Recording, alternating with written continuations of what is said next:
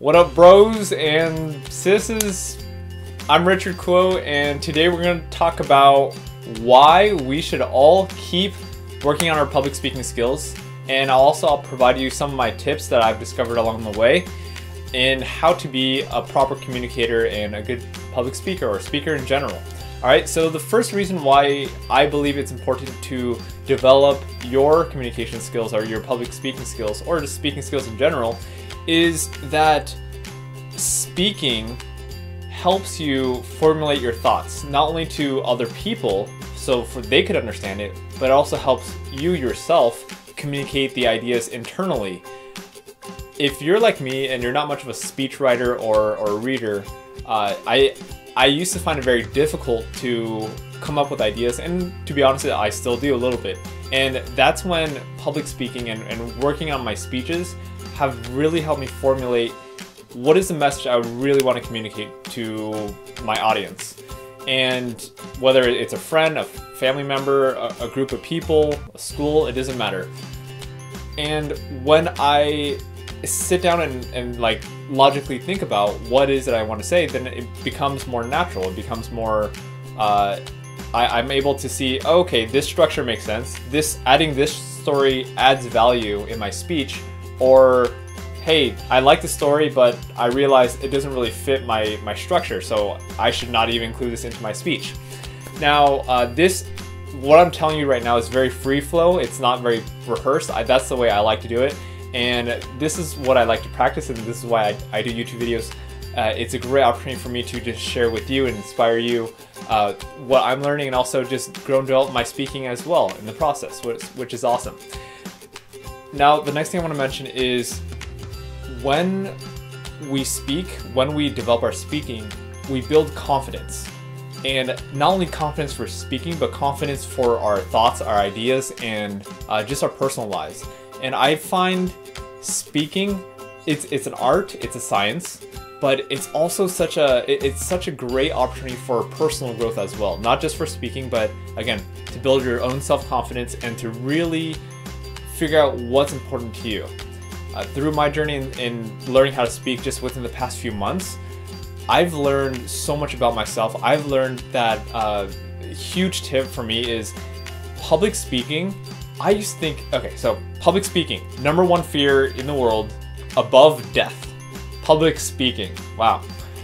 Now, most of us, or many of us, are naturally very scared of public speaking, including myself. I remember in elementary school, I was so nervous to ask for an eraser. If I got a problem, like if I didn't have an eraser, I would just cross it off or just keep the wrong answer. No, I didn't do that, but I would be so nervous. And it's because I didn't know how to voice my opinion, and that's part of public speaking. So what I've learned just within the past few months, especially speaking in groups of anything, like groups of 4 or 400, it doesn't matter. The most important thing with speaking that we need to remember, if the next time you present in front of a classroom, in front of a business, remember that your presentation, it's a one-on-one conversation with, for example, if you have 400 people in the room, it's a one-on-one conversation with 400 people in the room. It's not speaking to 400 people. It's one-on-one.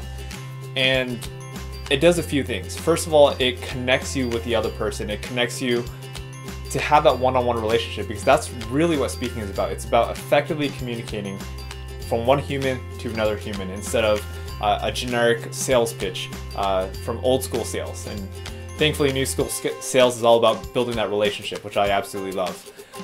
Alright, so that's another thing. I don't know if I mentioned this already, but it builds confidence in all areas of your life, not just speaking, but also personal development as well. And also, this goes kind of along with the first point, but why speaking is so important is because I believe all of us have really good ideas that we have. Either we know them already, or some of them might not be discovered, but the more we practice our public speaking, the more we can share it with the world and also discover things along the way. For example, when I speak, some of my most powerful things I've ever come up with have been things on the spot. Just me allowing myself to be comfortable and just go with the flow and just let it happen. And those generic, not generic, but spontaneous things that come out of nowhere are sometimes some of the most miraculous things that people repeat back and they're like, Richard, I really like that point that you made about this. I'm like, oh, that was an accident. It just happens like that, you know? But speaking, again, it's really about that relationship and connecting with that other person. So that's kind of a tip for, that goes from a why to a how to be a more effective speaker is build that relationship with the other person or people in the audience. And, you know, I think a huge tip for me with public speaking and with personal development in general is it's okay to not be perfect. You know, we're human beings. I was just watching a video with Josh Shipp, who is a youth motivational speaker, and he's incredible because he's very down to earth. He's very real, and he's just a very authentic person, and that's what people want to relate with. People just want to relate with authentic beings. All right. So that's all I have for this week. Thank you so much for watching. I'm sure there's so many different questions about public speaking. One quick tip, if you really want to work on your public speaking, what I recommend for you, a very cost-efficient way is for younger people, if you're still in high school, college, join debate team or speech club, something like that, because that will really help you out. For people who are graduated already, I definitely recommend Toastmasters. I'm part of Toastmasters, and it's crazy because I remember, so the first manual, like what they recommend is 10 speeches, and I've completed 8 so far. And I've heard a lot of success stories like, oh wow, like, you know, Gary has done so well and he's improved so much since he started here.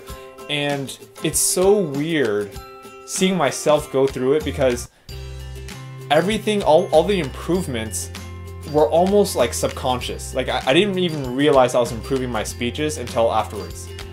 When I started reflecting back and being like, wow, I'm a lot more confident than when I started off.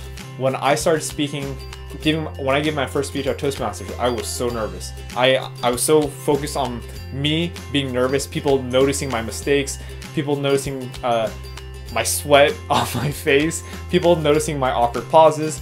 But what I learned in my speaking is when I just stop focusing on me and just focus out there, what is the impact I can make on other people's lives? How could I connect with people? How could I just have fun right now? When I focus on that, that is when the magic happens, and that's what public speaking is about. That's what communicating and being a human is about.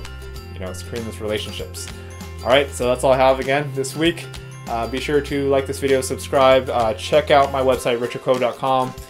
If you have any questions, just leave them down below, and we'll keep in touch, right? Peace. About 8 months ago, I made the decision to leave the 9-to-5 corporate culture behind and really just start my own journey to do what I was passionate about. And in the past 8 months, it's actually been probably the most transformational time of my life.